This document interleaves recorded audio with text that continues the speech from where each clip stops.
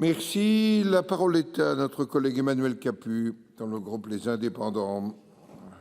Merci, Monsieur le Président. Dans cette crise, il y a des acteurs clés, des organisateurs qui sont indispensables. Ces acteurs, ce sont les maires. Je veux saluer ici leur action. Ils sont aux avant-postes, au contact direct de la population et, comme l'a dit le Premier ministre tout à l'heure, avec les préfets, c'est sur eux que repose le succès du déconfinement. C'est grâce à eux que les déchets sont collectés, que l'eau est distribuée, que les repas sont servis aux plus fragiles. C'est grâce à eux demain que les enfants retourneront à l'école avec le plus de sécurité possible. Le gouvernement a raison de leur faire confiance pour organiser la reprise des classes, qui est si indispensable à la reprise de notre pays comme à nos enfants. Mais la confiance n'exclut pas l'assurance et la légitimité.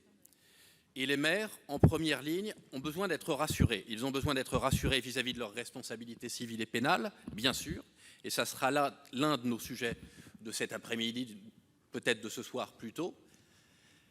Ils ont aussi besoin d'être renforcés quant à leur légitimité. À cet égard, dès lors que le déconfinement commence,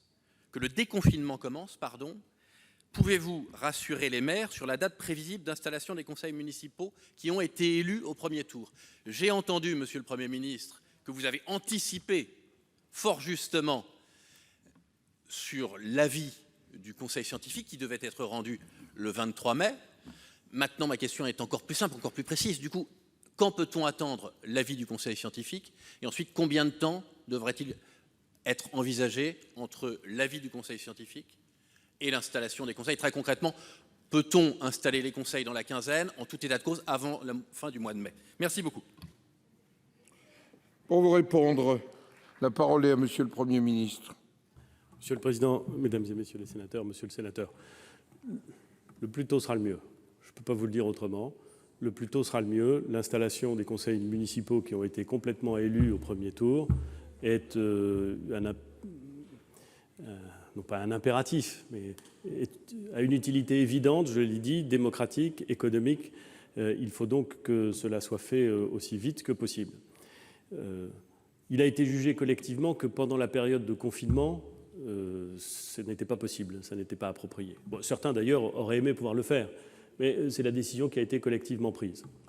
Nous nous sommes fixés cette date du 23 mai, que nous avons fixée d'ailleurs le 23 mars, en se disant que on verrait dans 2 mois.